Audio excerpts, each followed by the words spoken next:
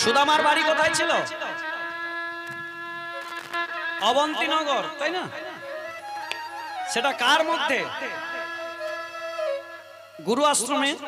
তাহলে ওই যেখানে কৃষ্ণ থাকতো তার কিছু দূরে, তাহলে ওটা কোন এরিয়ার মধ্যে পড়ছে? কোথায় বলুন তো? বৃন্দাবনে। আচ্ছা মায়েরা, বৃন্দাবনে গেলে কি বলতে হয়? বাহ, সবাই জানেন তো দেখছি। আচ্ছা যদি জগন্নাথ ধামে যাই, পুরী ধামে গেলে কি বলতে হয়? জয় নিতাই। তোমার থেকে মা চাওয়া গেছে, জয় জগন্নাথ বলে দিয়েছে, রাধে রাধে।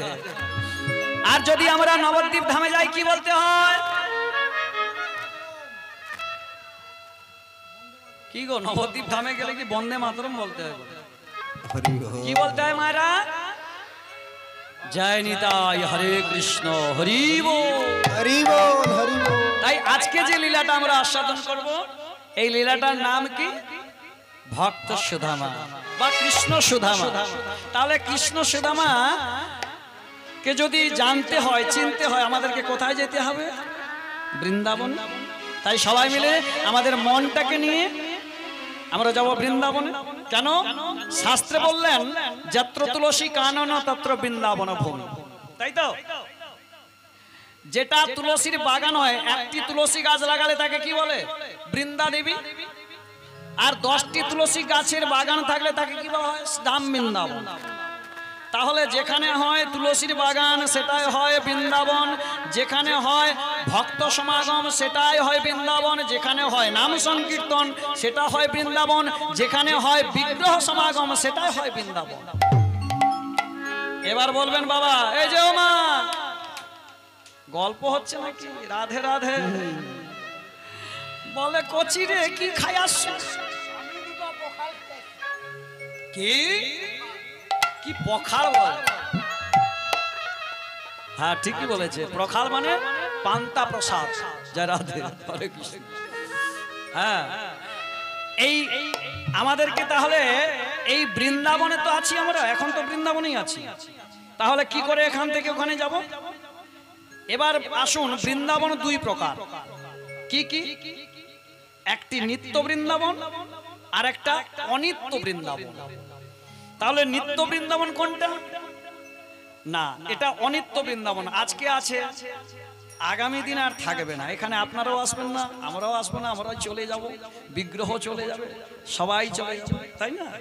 তাহলে এটা অনিত্য বৃন্দাবন। তাই অনিত্য বৃন্দাবন থেকে নিত্য বৃন্দাবনে আমাদের মনটাকে নিয়ে যেতে হবে।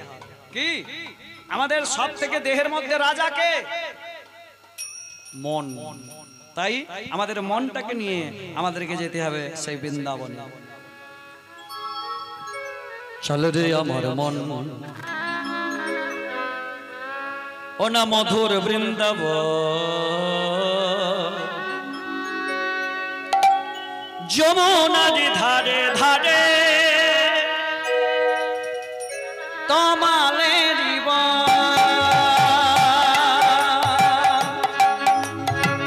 চল রে আমার মন শ্রীদা বৃন্দাবন, হরি হরি বল, হরি বল, হরি বল। যমুনার ধারে ধারে তমালের বন। চল রে আমার মন ও না মধুর বৃন্দাবন, যমুনার ধারে ধারে তমালের বন। চল রে একবার, চল রে একবার, চল রে আমার শ্রীধা বৃন্দাবন, যমুনার ধারে ধারে তমালের বন। যেথায় ললিতা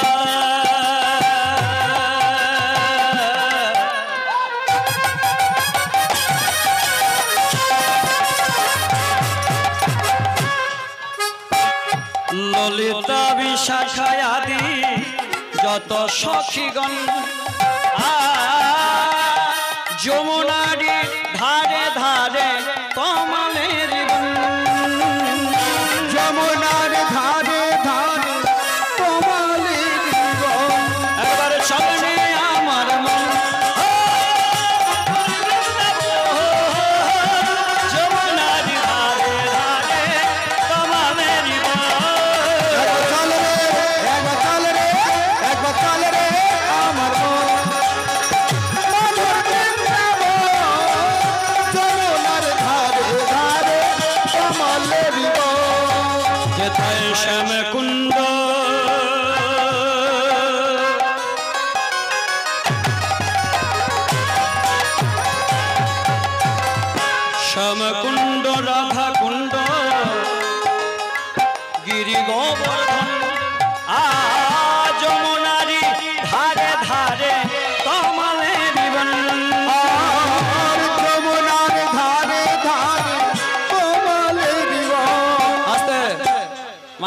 বৃন্দাবনে যেতে গেলে কি বলতে হয়?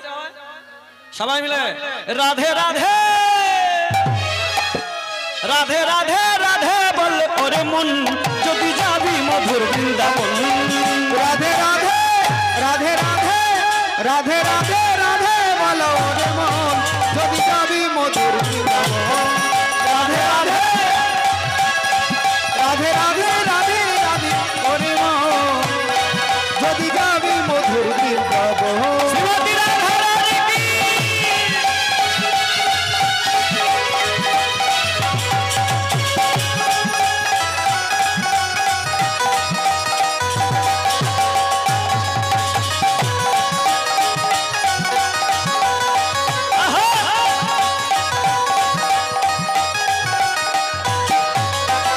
রাধা নামে দুই অক্ষরে না জানি কত সুধা ঝরে। রাধা নামে তুই আখারে না জানি কত সুধা ঝরে। ও মায়েরা, বলিয়ে শ্যাম সুন্দর কি, কানাইয়া লাল কি, শ্রীমতী রাধা রানী কি? বলিয়ে সবাই মিলে রাধে রাধে রাধে রাধে রাধে রাধে রাধে বল ওরে মন, যদি যাবি মধুর বৃন্দাবন। রাধে রাধে রাধে রাধে রাধে রাধে রাধে বলো রে মন, যদি যাবি মধুর মধুর বৃন্দাবন। রাধে রাধে রাধে রাধে রাধে বলো রে মন, যদি যাবি মধুর বৃন্দাবন।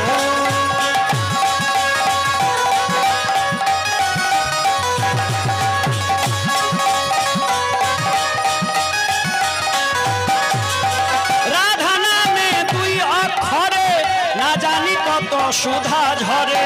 রাধা নামে তুই আখারে না জানি কত সুধা ঝরে। রাধা নামে দুই অক্ষরে না জানি কত সুধা ঝরে। রাধা নামে তুই আখারে না জানি কত সুধা ঝরে।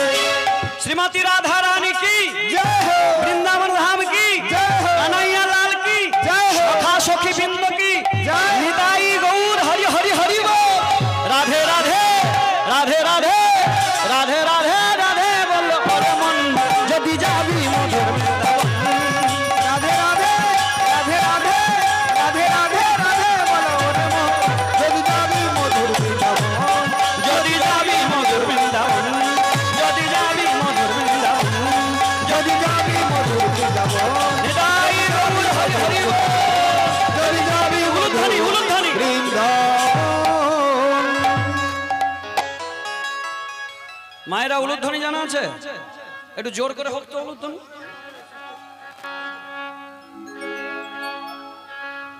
ওরে গৌরে লরে, যদিও বৃন্দাবনে এসেছি গাইব, বৃন্দাবনে এসেছি কিন্তু নবদ্বীপের গান, এটা গৌরহরির গান। তা আপনাদেরকে উলুধ্বনি দিতে বলেছে, এই জন্য বললাম। ওরে সোনার নদিয়া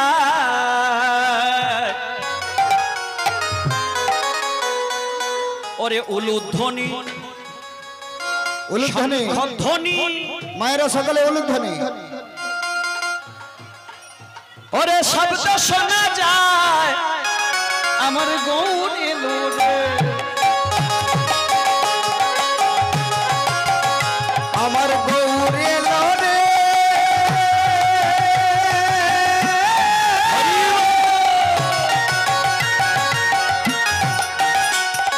সোনার নদিয়া উলুধ্বনি শঙ্খধ্বনি শব্দ শোনা যায় আমার গৌরে লরে। গৌর এলো রে সোনার নদিয়া।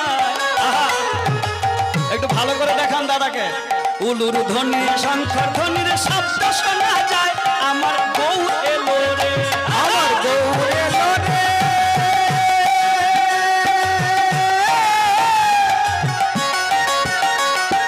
সোনার নদিয়া হরি ধ্বনি উলুধ্বনি শব্দ শোনা যায় আমার গৌরে লরে। গৌর এলো রে আমার নিতাই এলো রে। আমাদের নিতাই এলো রে। ওরে গৌর এলো রে আমাদের নিতাই এলো রে। হরি বল। গৌর এলো রে আমাদের নিতাই এলো রে। গৌর এলো রে সোনা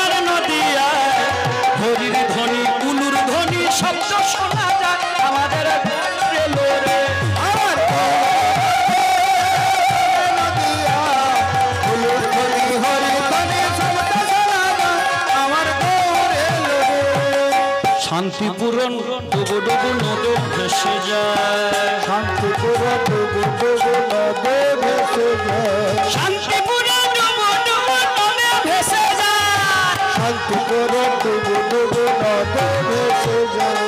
গৌরে লোরে সোনার নদিয়া, হরির ধ্বনি উলুর ধ্বনির শব্দ শোনা যায়, আমার গৌরে লোরে হরি বল।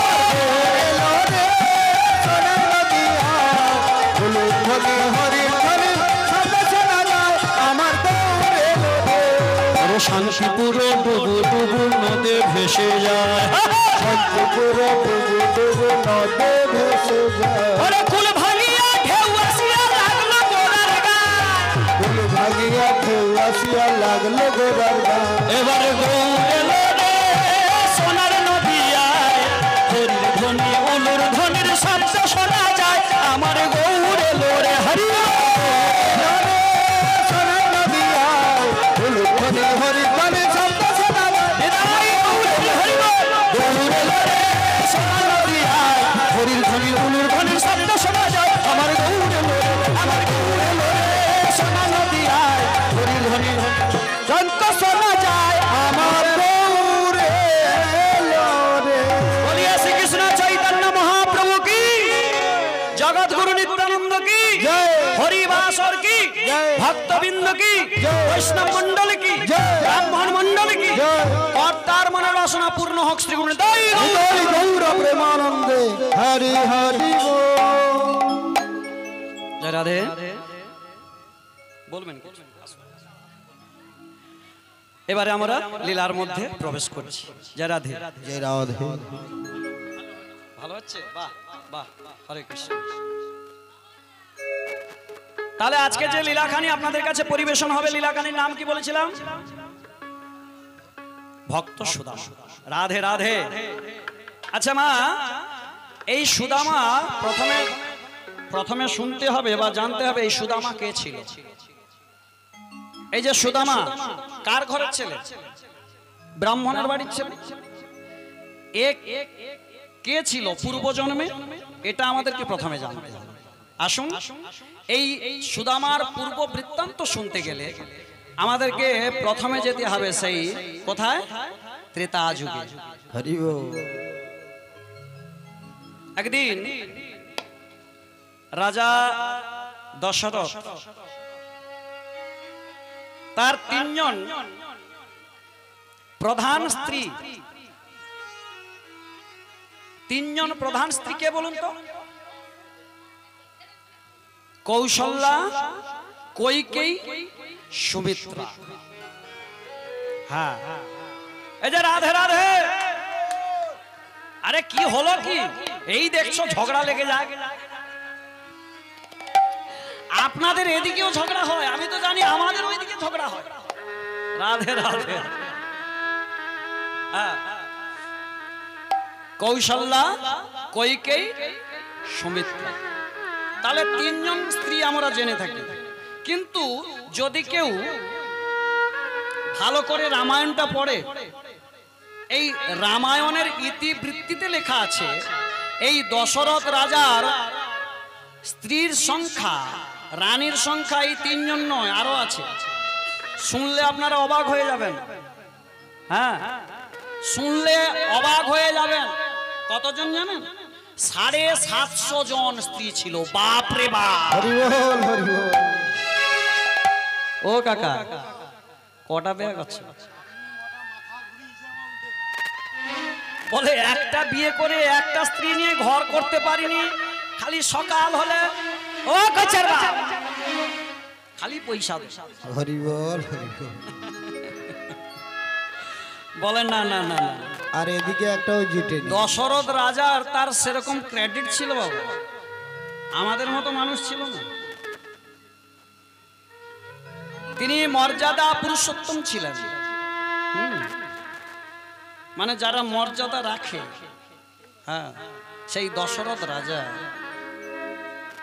তিনি তার 750 জন স্ত্রীকে নিয়ে একদিন মনে মনে চিন্তা করলো যে আজকেই আমি আমার সব থেকে জ্যেষ্ঠ পুত্র কে, রাম, এই রামচন্দ্রের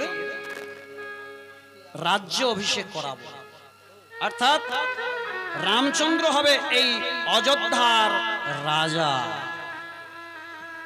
তাই এই কথা চিন্তা করে সমস্ত রানীকে বলছি, এই যে তোমাদেরকে সবাইকে বলছি,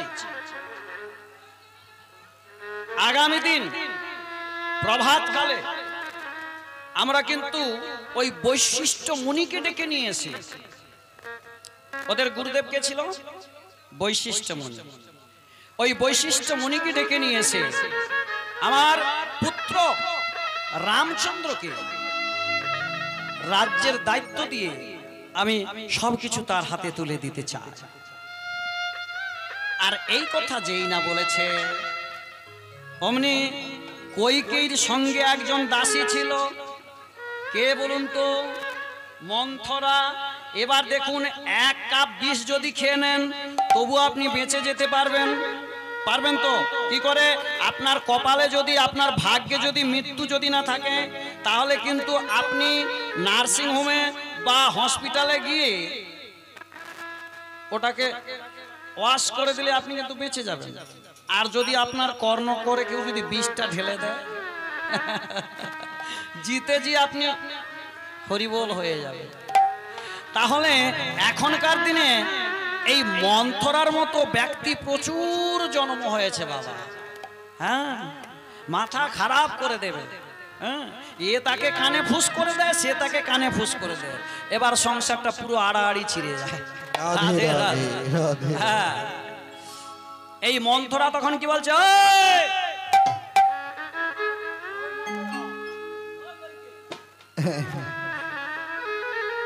তোর এত দুঃখ কিসের? কইকেয়ীর মন খারাপ। কইকেয়ী বলছে, আমার কিসের দুঃখ? আমার তো দুঃখ নয়, যে রামচন্দ্র আমাদের জ্যৈষ্ঠ পুত্র, তার রাজ্য অভিষেক হবে। কি আনন্দ, কি আনন্দ! বলে চুপ কর, খেয়ে দে কাজ নেই, আনন্দ আনন্দ করছে। তুই একবার ভেবেছিস রামচন্দ্র যদি রাজ্যের রাজা হয় তোদের অবস্থাটা কি হবে? আরে তোর ছেলে ভরতকে বাদ দিয়ে রামকে করাবে রাজা? হ্যাঁ, তোর কি লজ্জাও নেই রে? হ্যাঁ? তোর অবস্থাটা কি হবে? তোকে কোথায় পাঠাবে একবার মনে করে রেখেছিস? তোকে পাশে বসাবে? এতদিন তো শুধু রাম আর রাম।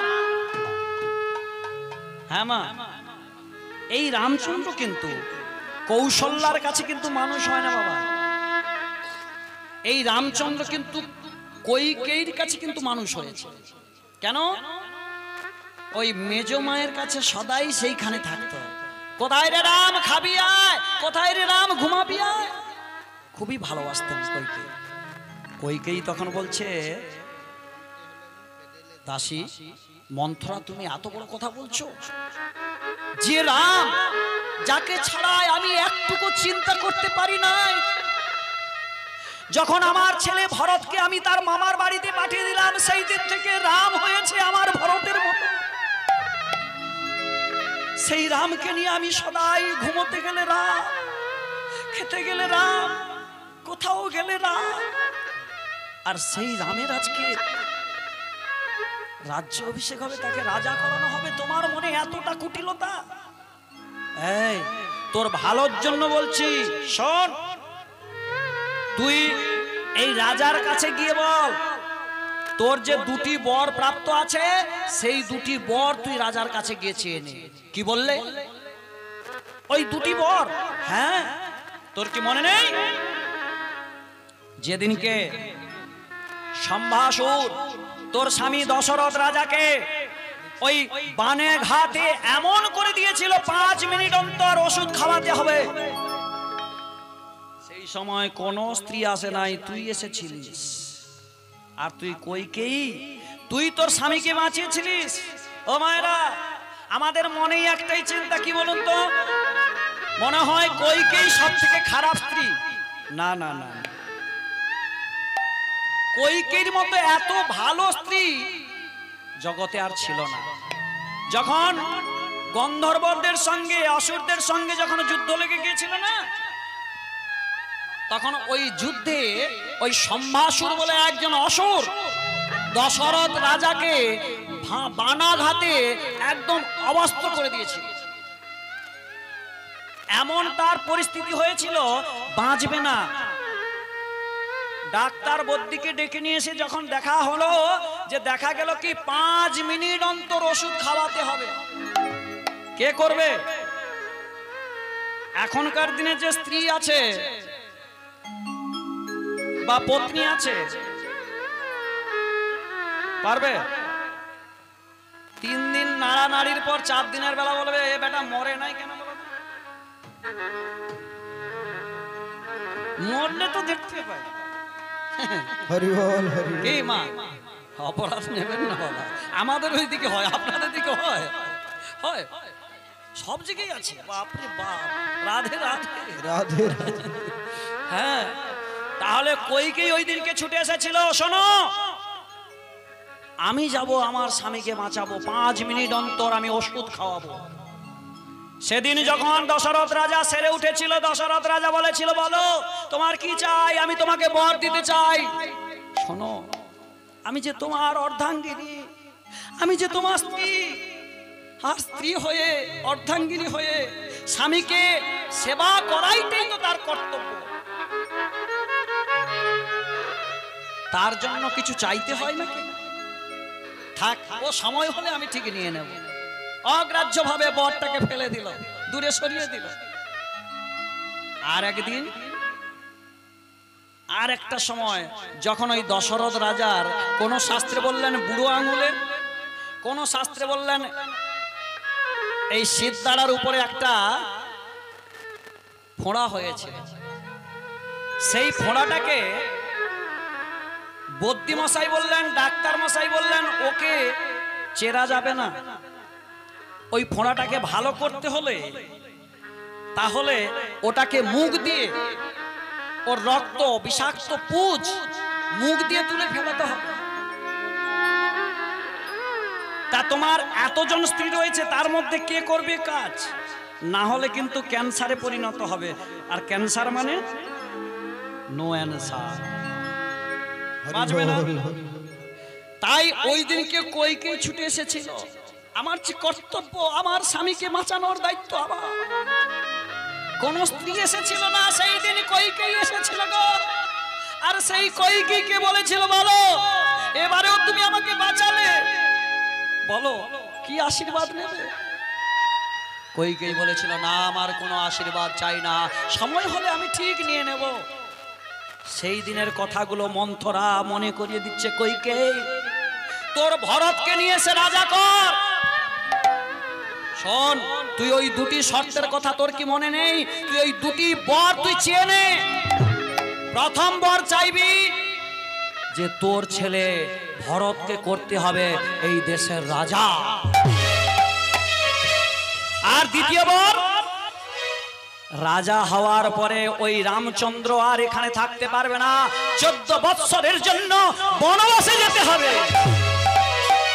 না না না না না, অমন কথা বলো না গো দাসী, অমন কথা বলো না। আমি পারবো না, আমি পারবো না বলতে, আমি বলতে পারবো না যে রামকে আমি খাওয়ার সময় তাকে ডেকে নিয়েছি, আমি আর কাছে বসিয়েছি, যে রামকে আমি শুতে গেলে তাকে কাছে নিয়ে শুয়েছি, সেই রামকে বাদ দিয়ে আমার পুত্র ভরতকে আমি রাজ্যের রাজা করাবো। আবার যদিও রাজা করার সময় আমার জ্যেষ্ঠ পুত্র রামচন্দ্র সেখানে থাকতে পারবে না, বনবাসে চলে যাবে, এ কথা শোনার আগে কেন আমার মৃত্যু হলো না? কইকেই যখন কাঁদছে না মা,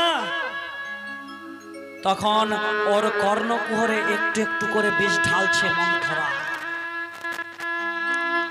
একটু একটু করে বিষ ঢেলে দিচ্ছে। শোনো, তুমি বুঝতে পারছো না, রাম যদি এখানে থাকে তোমার ভরত কিন্তু রাজা হবে না। তাই ভরতের রাজা হওয়ার আগে ওকে 14 বছরের জন্য বনবাসে পাঠিয়ে দাও। শোন, দরজা জানলা বন্ধ করে দিয়ে তুই ঘরের ভেতরে চিৎকার করে কাঁদ। কইকেই তারই দাসী মন্থরার কথা শুনে ঘর ভেতরে দরজা জানলা বন্ধ করে দিয়ে চিৎকার করে কাঁদছে। এদিকে দশরথ রাজার 749 জন স্ত্রীকে নিয়ে, মানে কইকেই ঘরে আছে, একে নিলে 50 হবে, তাদেরকে নিয়ে বলছে আসুন, সবাই এসে এই ধান দুব্বা না, ধান আর দুর্বা আমাদের এই রামচন্দ্রকে সবাই মিলে আশীর্বাদ করো। যখন স্বস্তি বাচন হবে, হঠাৎ দেখা গেল সবার মাঝে কইকেই নেই, সবাই আছে, কইকেই এখানে নেই। তাই রামচন্দ্র চিৎকার করে উঠলেন, দাঁড়াও, আমার রাজ্য অভিষেক হবে, আমি যার কাছে বড় হয়েছি সেই মেজমা কেন এখানে নেই?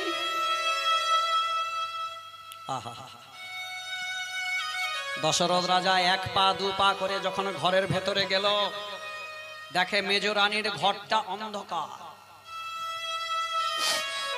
অন্ধকারের ভেতরে কে যেন বসে বসে কাঁদছে, দরজাটায় টোকা দিয়ে ডাকছে, ওগো কইকেই, কইকেই, বাড়ির ভেতরে বসে বসে কাঁদছো কেন? আজকে দেখো কত আনন্দের সময়, আর এই আনন্দের সময় তুমি কাঁদছো, কি হয়েছে?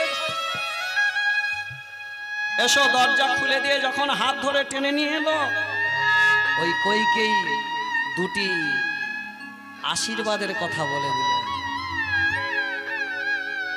আর এই 2টি আশীর্বাদের কথা বলবার সঙ্গে সঙ্গে দশরথ রাজার বুকের ভেতরটা যেন মচড়ে উঠেছে,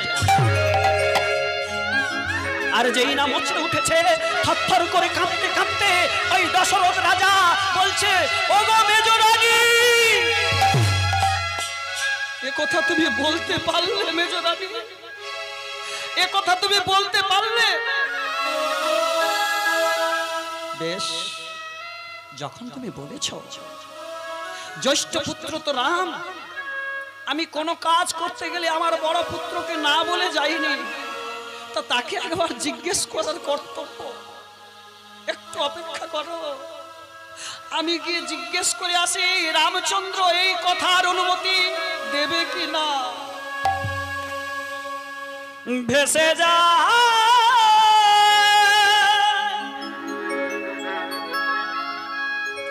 দশরথ রাজা,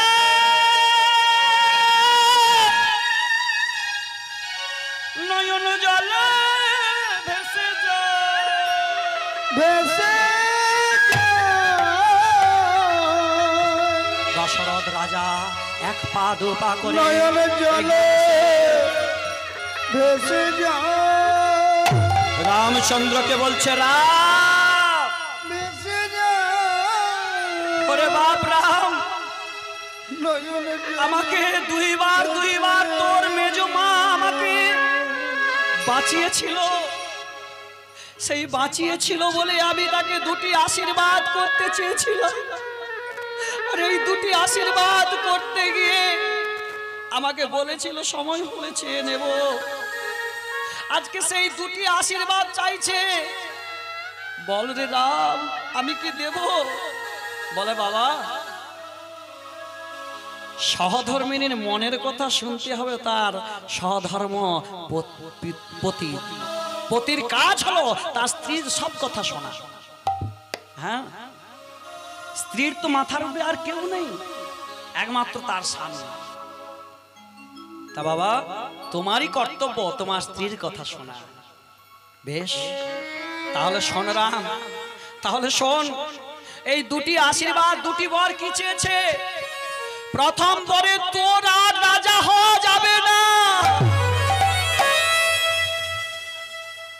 আর দ্বিতীয় বর হলো তোকে এই রাজ্য ছেড়ে 14 বৎসরের জন্য বনবাসে চলে যেতে হবে, 14 বৎসরের জন্য বনবাসে চলে যেতে হবে। রাম মুচকি হেসে বললেন, পিতা, পিতা, মেজমা তো ঠিকই বলেছে, মেজমা তো ঠিকই বলেছে, তুমি কাঁদছো কেন? কেন না পিতা, তুমি খবর দিয়ে পাঠাও,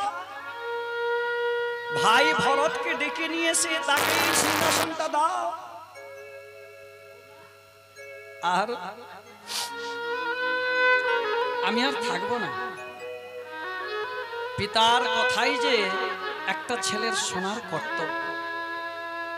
পিতা স্বর্গ, পিতা ধর্ম, পিতা হি পরমং তপ, পিতরি প্রীতিমাপন্নে প্রীতি যুক্ত আপন্নে।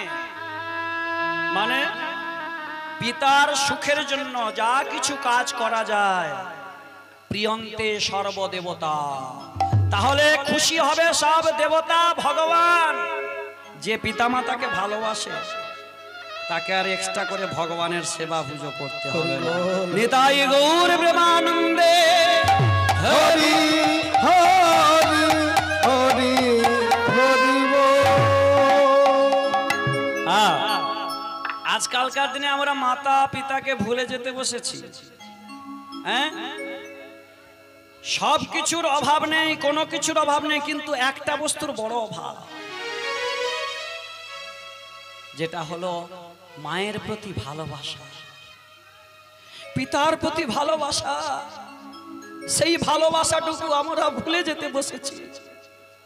যে মা মাঘ মাসের শীতের রাত্রিতে আমরা যখন অজান্তে মায়ের কোলে প্রস্রাব করে দিয়েছিলাম, সেই দিন কই সেই মা তো আমাকে দূরে ঠেলে দেয় না। সেই মা আরো কি করেছিল? সেই শীতের রাত্রিতে আমি যে জায়গাটায় প্রস্রাব করে ভিজিয়ে দিয়েছি, সেই জায়গাটায় নিজে ঘুমিয়ে থেকে আমাকে মায়ের জায়গায়, শুকনো জায়গাটায় শুয়ে দিয়েছিল। আর সেই মাকে আজকে আমাদের প্রণাম করতে গেলে হাতটা কাঁপে। সেই মাকে যদি প্রণাম করতে যাই, আমরা মনে করি যে আমি এত বড় ব্যারিস্টার, আমি এত বড় কীর্তনিয়া, আমি এত বড় বাদক, আমি ডাক্তার, আমি পণ্ডিত, আমি নাকি ওই বুড়িটাকে প্রণাম করব? সব কিছুর অভাব না থাকলেও একটা বিষয়ে বড় অভাব, সেটা হলো ভক্তি। আর পিতামাতাকে যদি কেউ ভক্তি না করে, তার প্রতি যদি না প্রেম দেয়, ভালোবাসা দেয়, সেই ছেলের কোনো মূল্য থাকে না গো। কেন জানেন? যে ছেলেটা, এই যে আস্তে কথা জোরে হয়ে যাচ্ছে, হরি বল। সেই ছেলেটা যে দ্বার দিয়ে বের হয়, সেই দ্বার দিয়ে প্রস্রাব নির্গত হয় কি? তাহলে যে ছেলেটা কথা শোনে না, সেটা কিন্তু পুত্র নয়, সেটা হলো মূত্র। রাধে রাধে। তাই যাদের মা বাবা হারিয়েছে, যাদের মা বাবা এখনো হারায়নি, তাদের কাছে করজোড়ে মিনতি করব, পিতা মাতাকে কেউ দুঃখ দেবে না গো। শাস্ত্রে বলেছে মায়ের এক ফোঁটা দুধের ঋণ শোধ হবে না কোনোদিন, জন্ম জন্মান্তরে করিলে সাধনা। যে বুকের সুধা খেয়ে তুমি বড় হয়েছ, সেই বুকে যদি তুমি লাথি মারো, তোমার ধ্বংস সম্ভাবী। রাধে রাধে। মাকে কোনোদিন দুঃখ দিতে নেই। এখনকার দিনে সোশ্যাল মিডিয়ায় দেখা যায় একটা ছেলে মাকে ধরে, পিতাকে ধরে প্রহার করছে। লজ্জা করে আমাদের মতো কীর্তনিয়াদের। অনেক কীর্তনিয়ারা রয়েছে, তারা পিতামাতাকে প্রহার করে, পিতামাতাকে সেবা দেয় না, অথচ আসরে উঠে বড় বড় কথা বলে।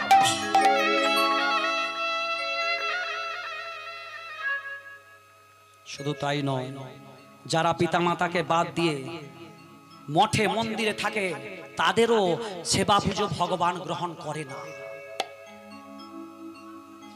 নিজের বাবা মাকে দেখলে না, তুমি গেলে মঠে মন্দিরে, তাকে কে সেবা দেবে? ছোটবেলা থেকে তুমি ঋণ করে রেখেছো, সেই ঋণগুলো পরিশোধ করবে কে? রাধে রাধে। অপরাধ নেবেন না মা। হরি বল হরি বল। আজকে শুধু আমরাই গর্ব করি আমি বড় বৈষ্ণব, সে গর্ব করে আমি বড় ব্রাহ্মণ, সে গর্ব করে আমার মতো এত বড় বক্তা নেই। এক জায়গায় সমস্যা, একটু যদি অহংকার হয়ে যায় না, চড়িয়া উত্তম পথে সিঁড়ি হইতে পারে, সিঁড়ি হইতে পারে।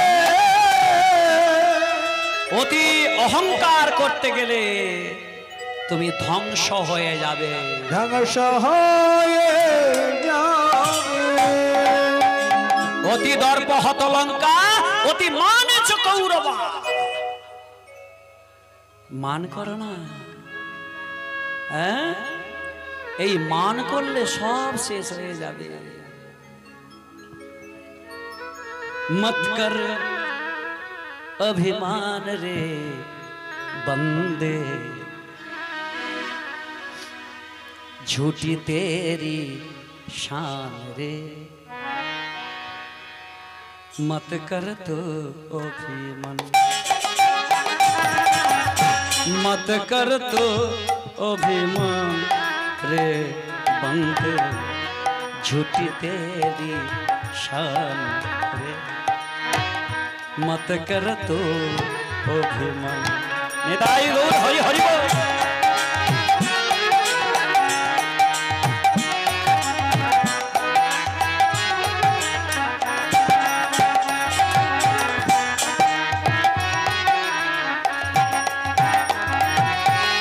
কি বলছে? মত কর তু অভিমান। এ অভিমানটা মিথ্যা, এই অভিমানটা মিথ্যে মিথ্যে করছিস। হ্যাঁ, তেরে জैसे লাখों ने आया,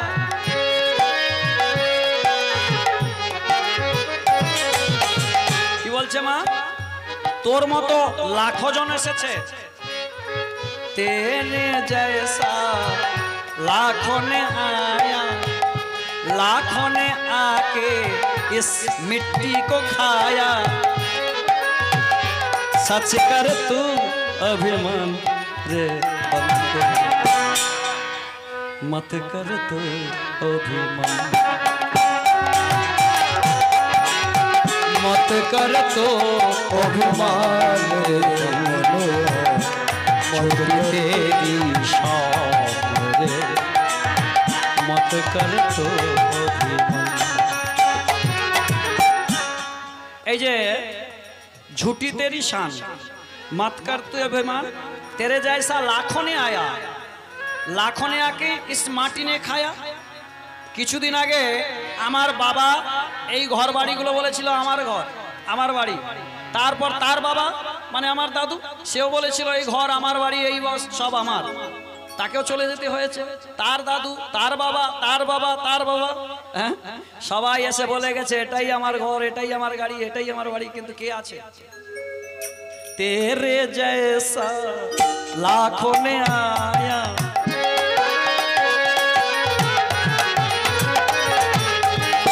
लाखों ने आके इस मिट्टी को खाया। सच कर तू अभिमान रे बंदे, मत कर तू अभिमान। निताई गौर हरि हरि बोल। मत कर तू अभिमान रे बंदे, मत कर तू अभिमान, मत कर तू अभिमान रे बंदे, मत कर तू अभिमान। रामचंद्र पिता के प्रणाम करे, माता के प्रणाम करे, तिनी जेई ना जावे অমনি কৌশল্যা একটা বাটিতে করে দুধ নিয়ে এসে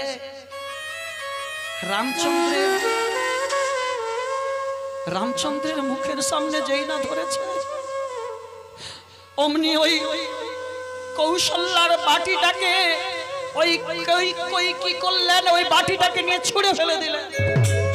আর যেই না ছুঁড়ে দিল, সঙ্গে সঙ্গে রামচন্দ্র বললেন মেজমা কাজটা তুমি ভালো করলে না,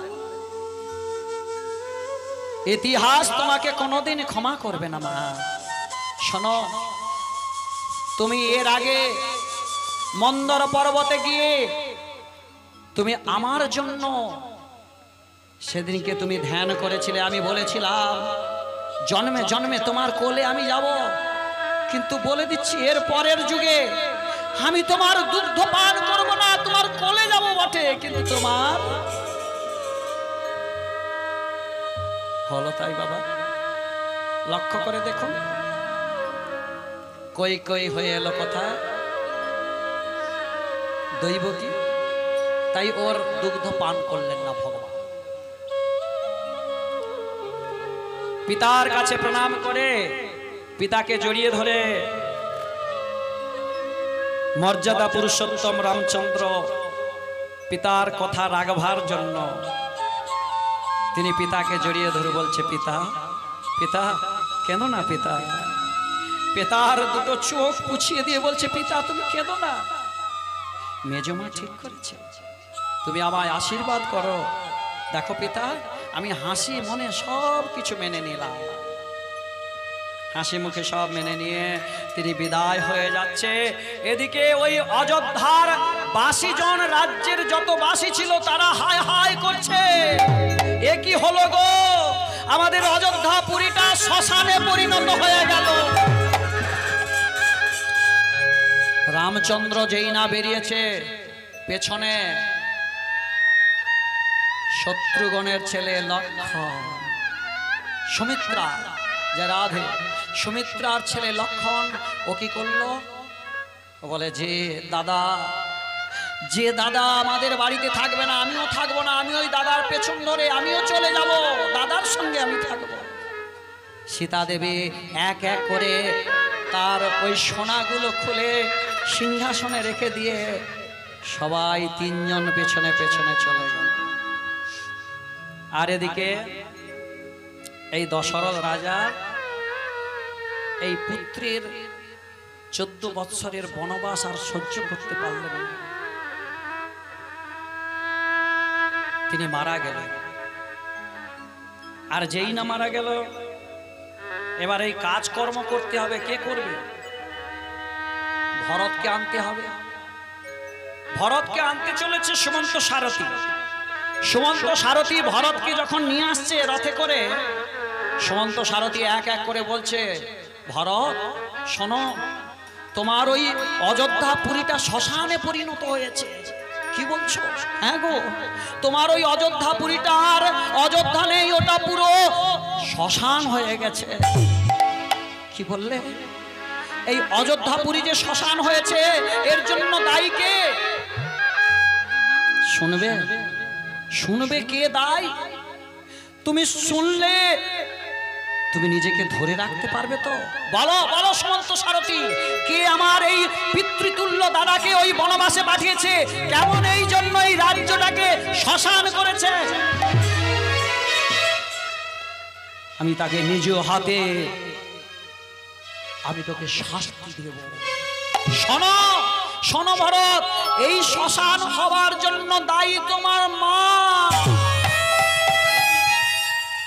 মা? মা করেছে? আমার মা? আমার মা? হ্যাঁ, তোমার মা কইকেই তোমার মা, তোমার মা করেছে। কি বললে? মা করেছে? না না না না, আমি বিশ্বাস করতে পারছি না। ছুটে গিয়ে মাকে প্রণাম করে বলছে, মা আমি যে কথাগুলো শুনলাম এগুলো কি সত্যি? মা কথা বললেন না। আর কেউ যদি কোনো কথায় যদি নিজে চুপ থাকে, জানবেন তারও সম্মতি আছে। হ্যাঁ, কোনো কথা হচ্ছে, সেখানে যদি দাঁড়িয়ে থেকেও যদি কোনো কথা না বলে, যদি সেই খারাপ কথাগুলোকে, খারাপ কাজকে যদি তিনি মেনে নেন, তাহলে চুপচাপ সেখানে দাঁড়িয়ে থাকবে, একটাও কোনো কথা বলবে না। ভরত জানতে পারলেন যে মা করেছে। ছি মা ছি, ইতিহাস তোমাকে কোনোদিন ক্ষমা করবে না। আজ থেকে তোমাকে আমি প্রণাম করবো বটে, কোনোদিন আমি তোমাকে মা বলে ডাকবো না। ছুটে গেল সুমন্ত সারথীর কাছে। সুমন্ত, এক কাজ করো, যে আমার পিতৃতুল্য দাদা যে বনবাসে গিয়েছে, আমি সেখানে যাব। আমি ওই দাদার সিংহাসনে আমি বসবো না, আমি সেখানে যাব। আমি গিয়ে দাদার পাদুকাটা নিয়ে এসে আমি ওই সিংহাসনে রাখবো, না হলে আমি জোর করব, দাদাকে জোর করে নিয়ে আসবে, চলো আমাকে নিয়ে।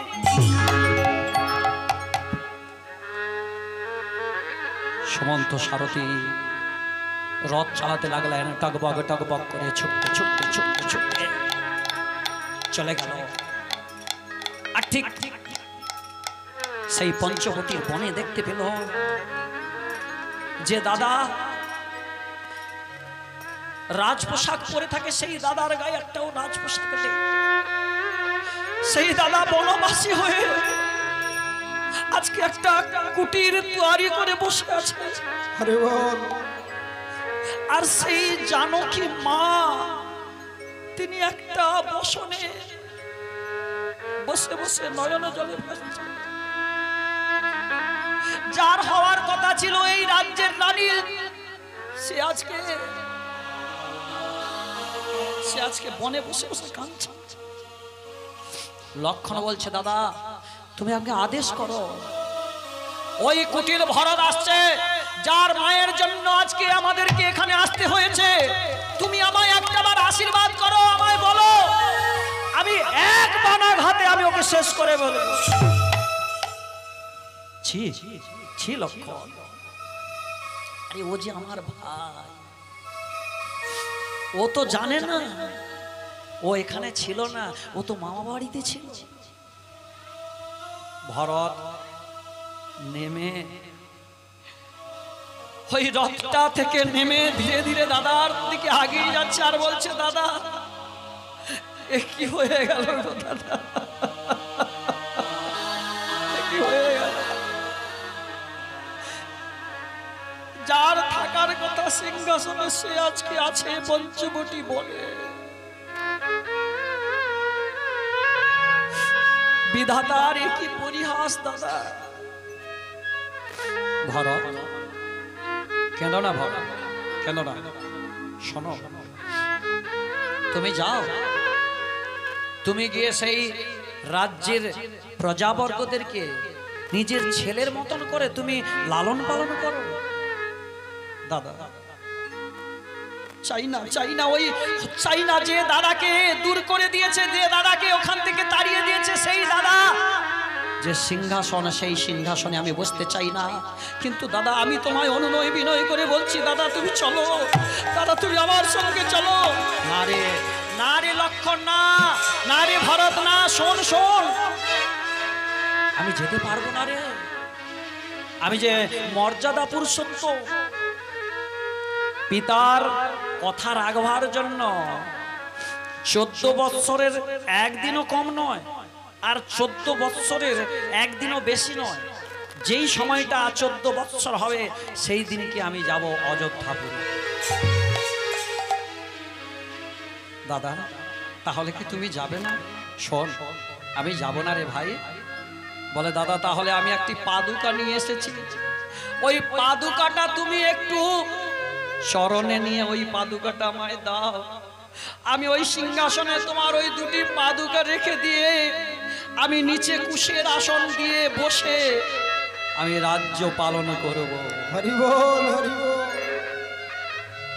বেশ তাই হবে।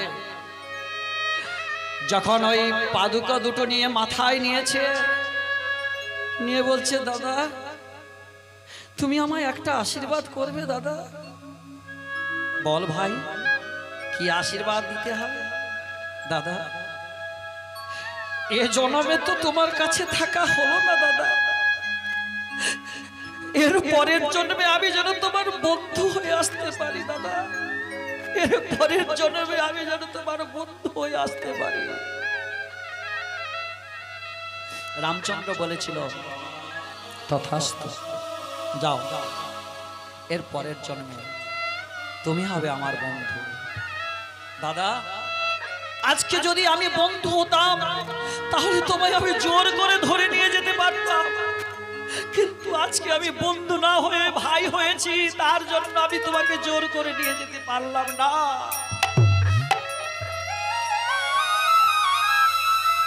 ভরত আবার চলে গেলেন।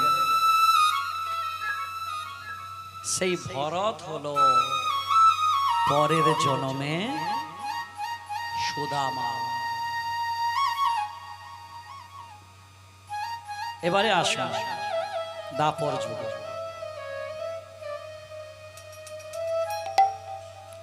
দাপর যুগে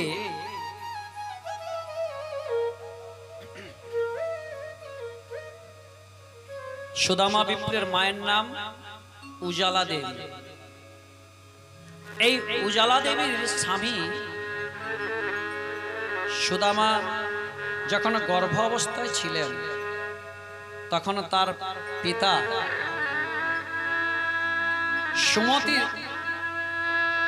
সুমতি ব্রাহ্মণ, তিনি ওই ছেলে যখন গর্ভে আছে সেই সময় উনি দেহান্ত হয়ে যান। এদিকে ব্রাহ্মণ যখন দেহান্ত হয়ে গেল, এই বিধবা মা প্রসব করলেন ওই সুদামাকে। তিলে তিলে ওই সুদামা বড় হতে লাগল। একদিন মা ভিক্ষা করে নিয়ে এসে ওই নিজের বাড়িতে যে নারায়ণ শিলা আছে, ওই নারায়ণ শিলার কাছে বসে বসে তিনি গাইছেন। আর কি বলছেন? প্রভু তোমার চরণে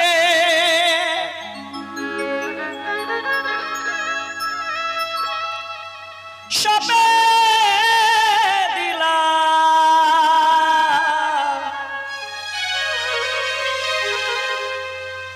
আমার দুটি নয়ন তারা,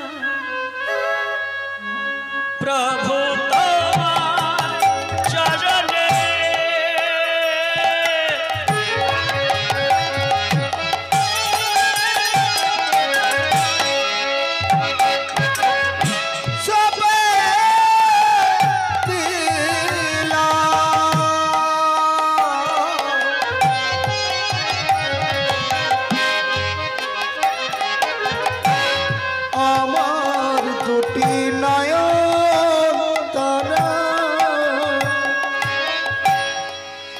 আমার দুটি নয়ন তারা,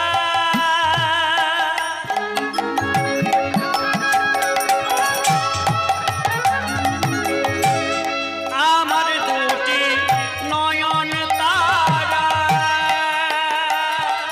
আমার দুটি নয়ন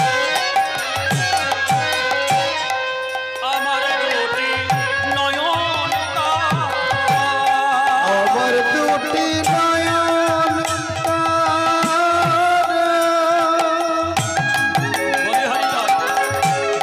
আমার দুটি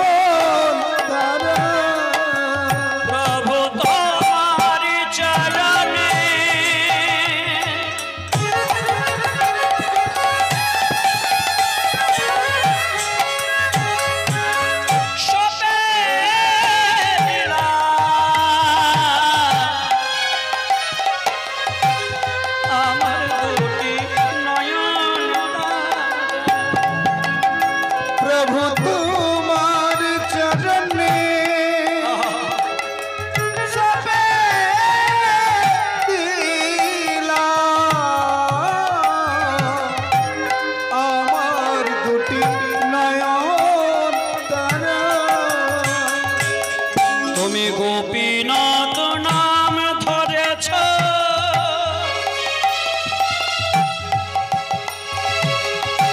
কত পতিত উদ্ধার করেছ,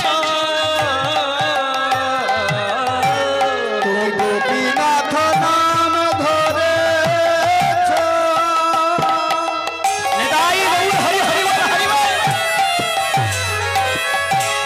কত পতিত উদ্ধারিছ, আমি কেবল রইলাম করি বাড়ি করো আমারে, প্রভু তোমার চরণে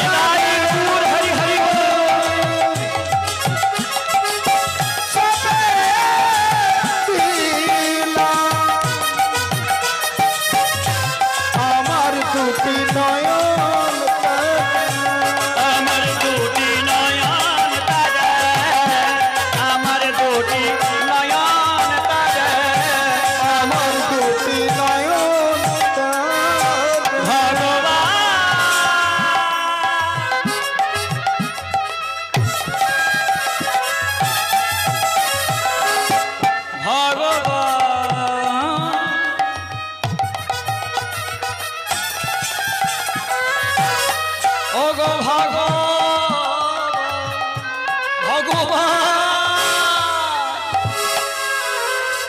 ভগবান, কেউ জানুক বা না জানুক, তুমি তো জানো, তুমি তো জানো যখন আমার এই ছোট্ট ছেলেটার পিতা আমার স্বামী যেদিন থেকে মারা গেল,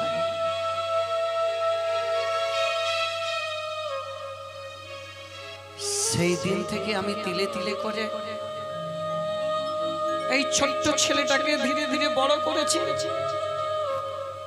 আমি বাড়ি বাড়ি ভিক্ষা করে নিয়ে এসে এই ছেলেটার মুখে অন্ন তুলে দিয়েছি।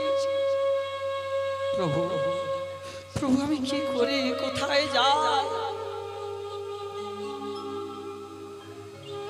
সুদামা বিপ্র মায়ের গলাটি জড়িয়ে ধরে বলছে, মা মা কাঁদছো কেন, কি হয়েছে?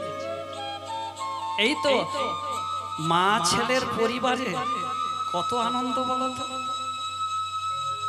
সুদামা বিপ্র তখন বয়স মাত্র 5 বছর, আধো আধো কথা বলছে, মায়ের দুটি নয়ন দিচ্ছে। আর দেখবে মা, একটা ছোট্ট ছেলে যদি বাড়িতে থাকে, ওই বাড়ির যারা রয়েছে সদস্যরা, তাদের যদি মনে একটু দুঃখ থাকে, ওই ছেলেটার কুলুর কুলুর কথা, আধো আধো কথা শুনলেই কিন্তু সব দুঃখ কেটে যায়। হরি বল, হরি বল। সুদামা বিপ্র যখন মাকে জড়িয়ে ধরে কথাগুলো বলছে, যে মা কাঁদছো কেন, কি হয়েছে? এই তো আমি তোমার কাছেই রয়েছি। খোকা, কাঁদছি কি এমনি রে? তোকে যে আর 5 জনের মতো আমি শিক্ষায় শিক্ষিত করতে পারলাম না রে, আর 5 জনের মতো তোকে আমি গুরু গৃহে পাঠাতে পারলাম না, তার জন্য তো আমার চোখে চোখে। মা মা কেঁদো না জননী, কেঁদো না জননী, কেন কাঁদছো? শোনো মা, এ জগতে কার কখনো ভাগ্যে কি রয়েছে কে বলতে পারবে? যদি ভগবান যদি ভাগ্যের চাকাটা ঘুরিয়ে দেয়, ও মায়েরা, ভগবান ভাগ্য লিখে লিখে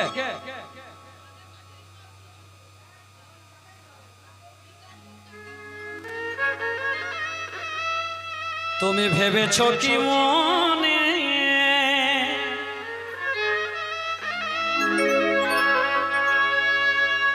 তুমি ভেবেছো কি মনে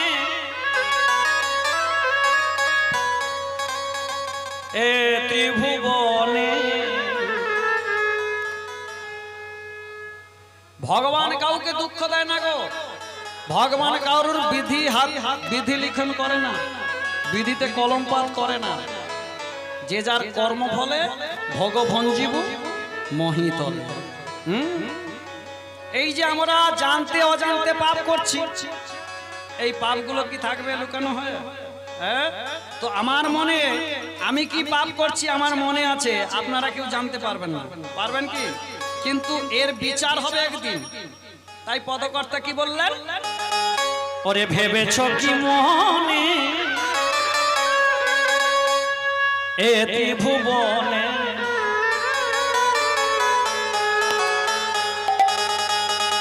তোমার পাপের কথা কেউ জানবে না। আরে মন বারে বারে আশা হবে না।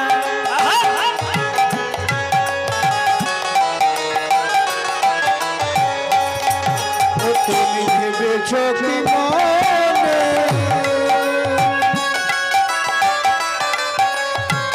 এই ত্রিভুবনে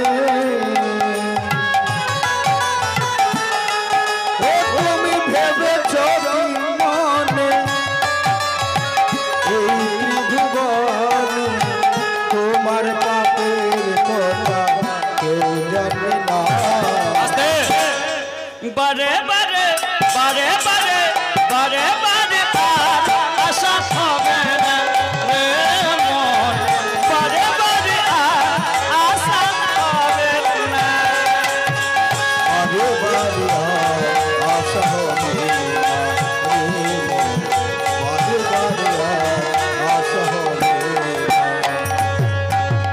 তুমি যাহা করে গেলে রাধে আস্তে তুমি যাহা করে গেলে আসিয়া হেথায় সব কিছু লেখা রবে চিত্র গুপ্তের খাতায়।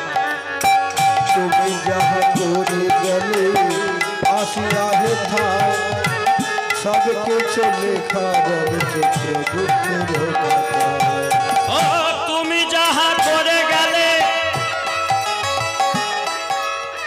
ওরে আসিয়া হেথায় সব কিছু লেখা রবে চিত্র। আস্তে চিত্র মানে কি? চিত্র মানে কি? চিত্র মানে ফটো। আর গুপ্তকার নাম চিত্রগুপ্ত। গুপ্তকে মানে যিনি গোপনে প্লাসিং করে। আমি এখানে যে কি পাপ করছি, কটা মিথ্যে বলছি, ওখানে লুকিয়ে বসে আছে, প্লাসিং হচ্ছে। তুমি যাহা করে গেলে আসিয়া হেথায় সব কিছু লেখা রবে চিত্র গুপ্তের খাতায়। আস্তে বিচার করিবেন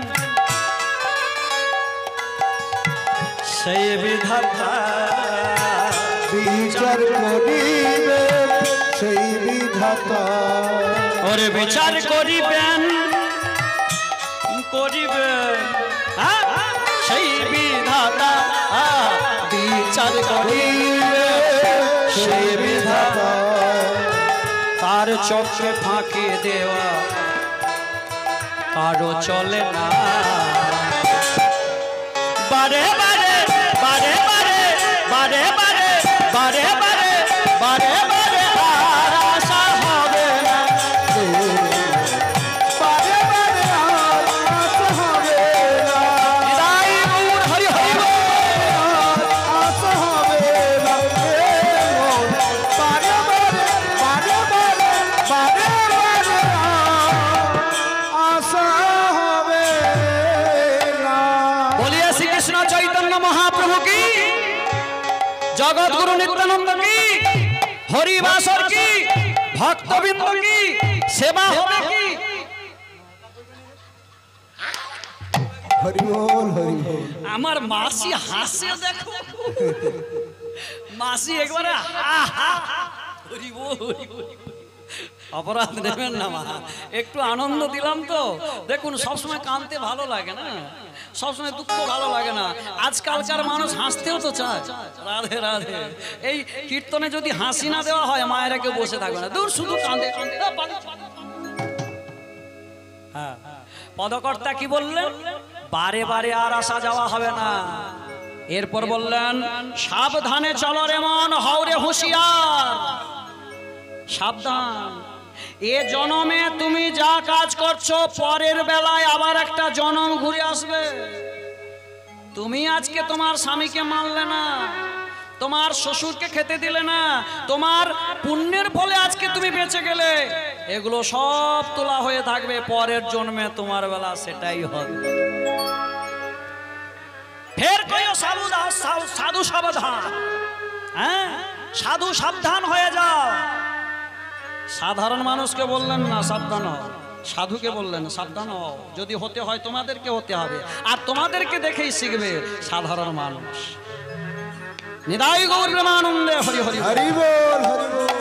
হ্যাঁ, সাবধানে চলো রে মন, হও রে হুঁশিয়ার। আয়ু সূর্য অস্ত গেলে,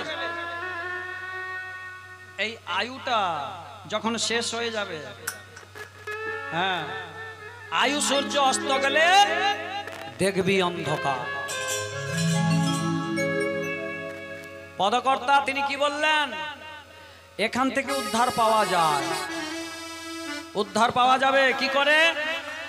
হরি বল রে হরি, দুটি বাহু তুল রে তুল রে তুল রে, একবার বদন ভরে হরি বল রে।